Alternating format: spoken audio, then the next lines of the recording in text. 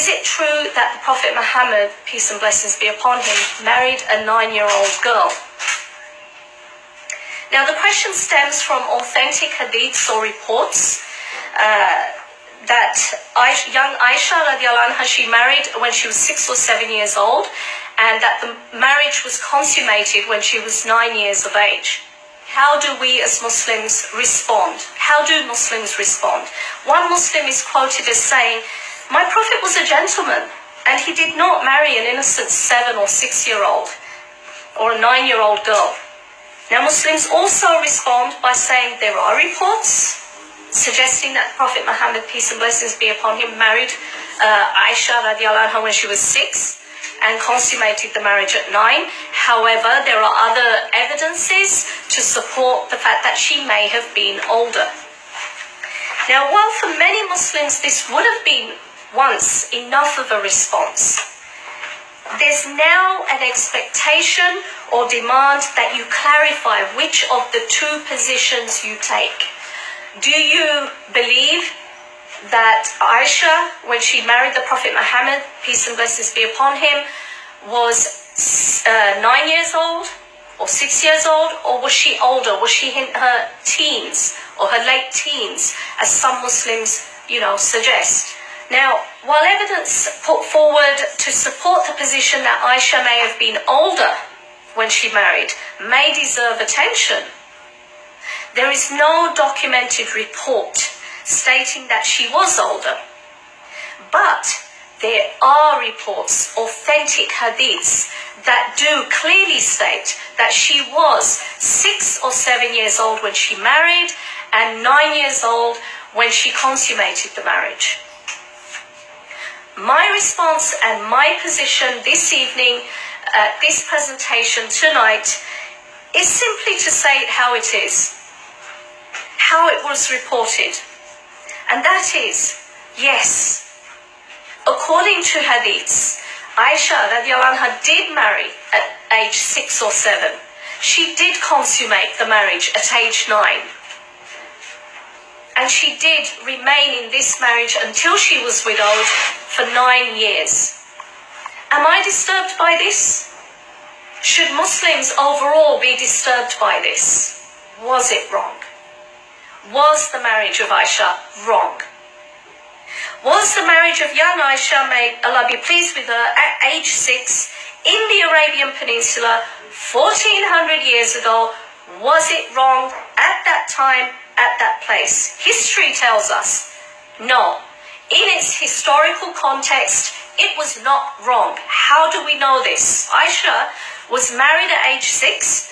She remained living with her parents for 3 years until the age of 9, at which point, yes, the marriage was then consummated with the Prophet Muhammad, peace and blessings be upon him, when it was socially and morally considered acceptable by all concerned. That included her parents, that included the community around her, that included Prophet Muhammad's worst enemies who were ready to assassinate him, but did not see any reason to attack him on this particular marriage or union. And there was every opportunity for young Aisha to seek refuge with those enemies who would have given her immediate refuge against this marriage, but she didn't choose to do so, and it was never the case that she ever complained of it, even in her older widowed years. The bond between Abu Bakr and the Prophet Muhammad, peace and blessings be upon him, was already solid.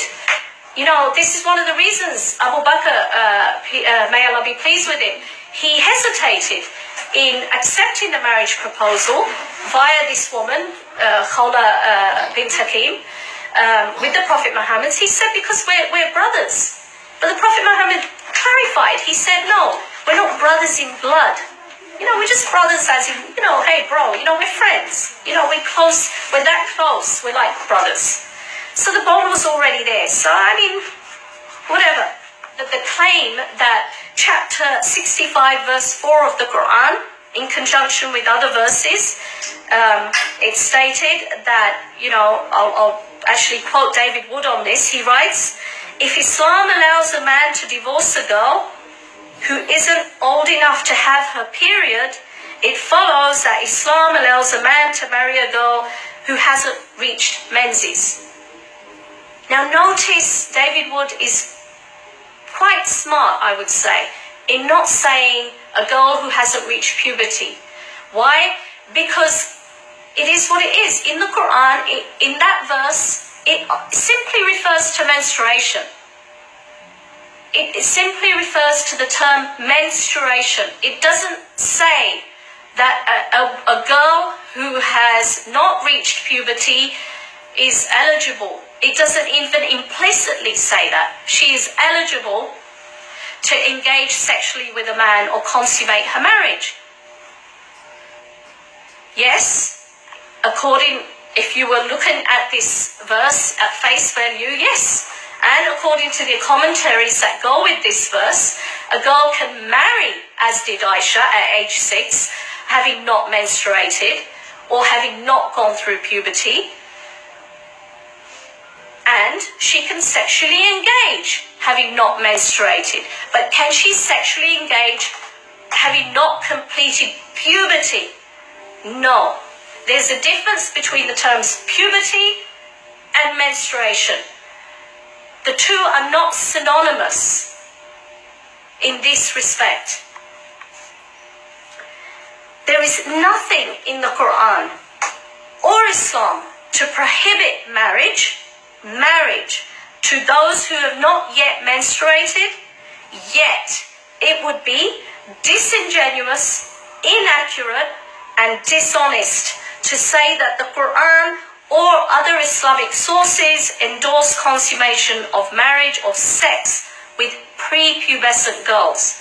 Remember, not premenstrual girls, prepubescent girls.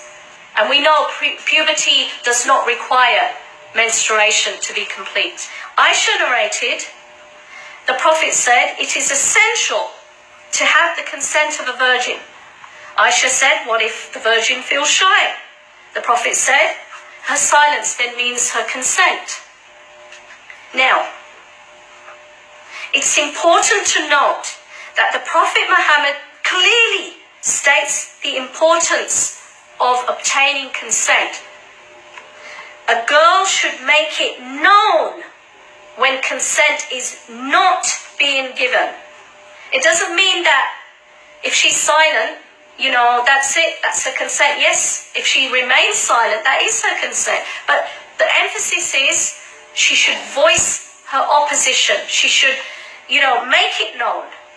A woman's silence can be damaging. Even in a court of law today in the secular world, in cases of rape, we always hear cases where they say, well, she didn't say anything. I went ahead. The man says she didn't say anything. She didn't object. So this is where it's being made clear. Silence is taken as consent. Make it clear, make it known. This is what Islam is saying. The fact that Aisha is witnessing and narrating this hadith is also very important, because this confirms that Aisha herself was made aware of her own right after her marriage, after the fact that she is now married with the Prophet Muhammad, peace and blessings be upon him, of her right to also annul her marriage, just like this girl. Some may argue, well, maybe she'd be too scared, too frightened to do so, or to challenge the authority of the Prophet Muhammad, peace and blessings be upon him. Why wouldn't she be able to challenge it? There were many enemies of the Prophet who would gladly give her refuge and fight the Prophet for her right and challenge him against his own word of annulling this other young girl's marriage. So, it could be challenged. The Prophet's words could have been challenged, but she didn't. She lived a happy marriage. She never complained about her marriage. She was happy with the Prophet Muhammad. Peace and blessings be upon him.